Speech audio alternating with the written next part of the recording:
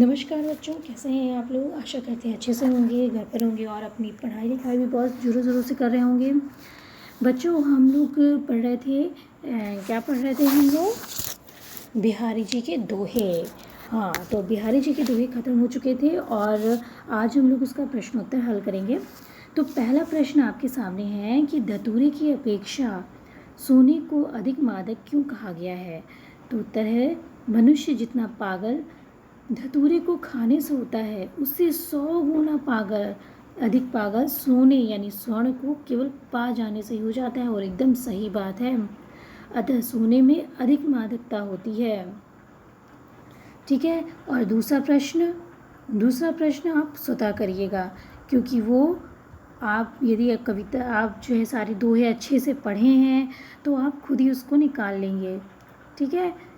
आइए नेक्स्ट पे। नाम बड़ा होने से ही कोई बड़ा नहीं हो सकता, इस कथन की पुष्टि के लिए कवि ने कौन सा उदाहरण दिया है? तो बच्चों, धतूरे को कनक यानी सोना कहने से वह बड़ा नहीं हो जाता, क्योंकि उससे गहने नहीं बनाए जा सकते, उसमें बड़ा होने का गुण नहीं है। ये उदाहरण दिया है। ठीक है।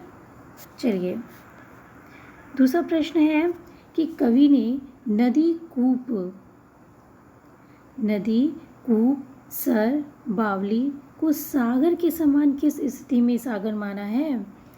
तो कवि ने नदी, कूप, तालाब और बावड़ी जो होती है ना, हमने आपको बताया था, जो बड़े बड़े जो नाले टाइप के होते हैं उसे बोलते हैं, को सागर के समान इसलिए माना है क्योंकि उन्होंने जिसकी प्यास बुझाई उसके लिए वह तो सागर ही है। ये हमने आपको कविता कह रही हूँ, दोहा में समझाया था ना। तो वही है प्रश्न, और आपने अच्छे से उसको पढ़ा होगा तो आपको ये सारे प्रश्न अपने आप हल हो सकते हैं। ठीक है, वो आप अपने शब्दों में भी कह सकते हैं। अब ये देखिए, तीसरा प्रश्न है, छोटे बड़े नहीं हो सकते, इसलिए इसके लिए कौन सा उदाहरण दिया गया है? तो छोटे बड़े नहीं हो सकते, उदाहरणार्थ हम लाख अपनी आंखें फाड़ फाड़ कर क्यों ना देखें, छोटी वस्तु हमें बड़ी नहीं दिखाई दे सकती है। छोटी वस्तु हमें क्या नहीं दिखाई सकती है? बड़ी नहीं दिखाई दे सकती है। इसके लिए कौन सा उदाहरण था? ऊंचे बड़े न हुए सके, लगो सतर हुए ज्ञान, दीर्घ हुई न कहूँ, फारी निहारे नैन। यही तो उदाहरण था ना, यही आपका दोहा था। तो ये उदाहरण दिया गया है। ठीक है। चलिए नेक्स्ट करते हैं। नेक्स्ट है, कृष्ण की मोहन मूर्ति क्यों अद्भुत है? तो कृष्ण की मोहन मूर्ति, एक मिनट, कृष्ण की मोहन मूर्ति इसलिए अद्भुत है क्योंकि उन्होंने गरीब का बंधु बनकर उन्हें भव सागर से पार उतारा है। ठीक है, तो इस वजह से उनकी मूर्ति क्या है? अद्भुत है। नेक्स्ट आते हैं भाषा की बात पर। बच्चों, जो आपका वो वाला प्रश्न है कि संदर्भ सहित आपको जो क्या करनी है, व्याख्या करनी है, वो तो आपकी तभी सॉल्व हो सकती है। जो पंक्ति का भाव स्पष्ट करना था ना, उस पंक्ति के भाव को आप स्पष्ट कर सकते हैं। जो हमने आपको पहले आप सारी दोहों के अर्थ और संदर्भ सहित व्याख्या जो बताई है, उसी के आधार पर आप पंक्तियों के भाव को स्पष्ट कर सकते हैं। तो इसमें ज़्यादा कुछ नहीं है करने के लिए, ये आपका कराया है, और आप जब पढ़ेंगे तो स्वतः समझ जाएंगे कि इसको हल कैसे करना है। ठीक है, क्योंकि ये पहले बताया जा चुका है। अब हम आते हैं भाषा की बात पर।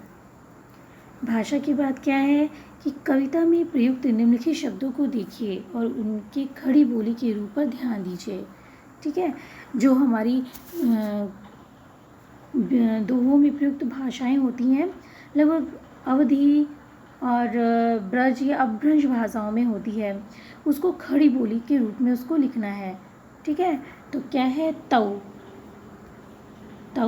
मीन्स है उससे, ताते उतना। ठीक है,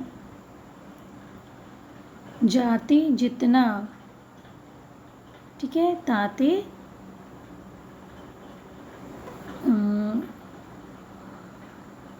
जितना, कहो कहा, बच्चों यहाँ पे एक चीज़ ध्यान दीजिए, यहाँ पे एक चीज़ गलत हुआ है, तऊ। तऊ मीन्स उससे नहीं, तऊ मीन्स लीजिए तो भी।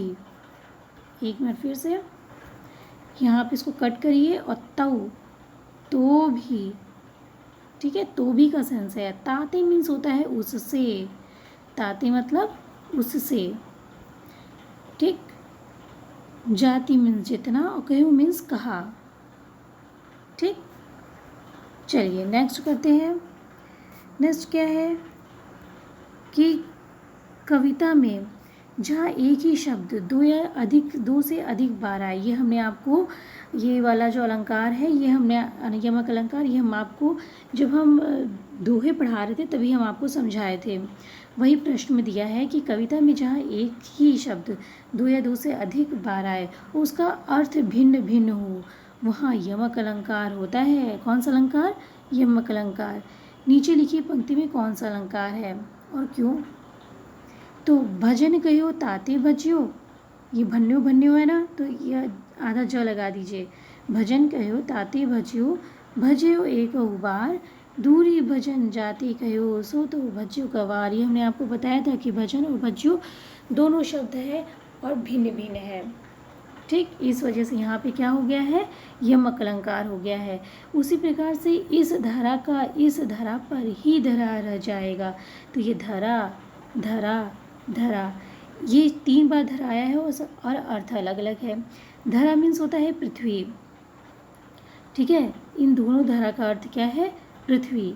और ये धरा मतलब धरा रह जाना, हाँ, स्थिर हो जाना, वहीं पे रखा रह जाना, ठीक, रखा हो जाना, उसे बोलते हैं धरा रह जाना, ठीक। तो ये एक धरा और एक धरा, ये तो हम आम बोलचाल की भाषा में भी इस्तेमाल करते हैं। काली घटा का घमंड घटा, यहाँ देखिए काली घटा का घमंड घटा, तो ये घटा और ये घटा, ये दोनों घटा है। और एक का घटा का अर्थ क्या होता है? बादल, ठीक। और एक घटा मतलब घटना, कम होना, ठीक। तो एक ही शब्द 2 बार आया और उसके अर्थ अलग अलग हैं, तो इस वजह से यहाँ पे कौन सा अलंकार है? यमक अलंकार है।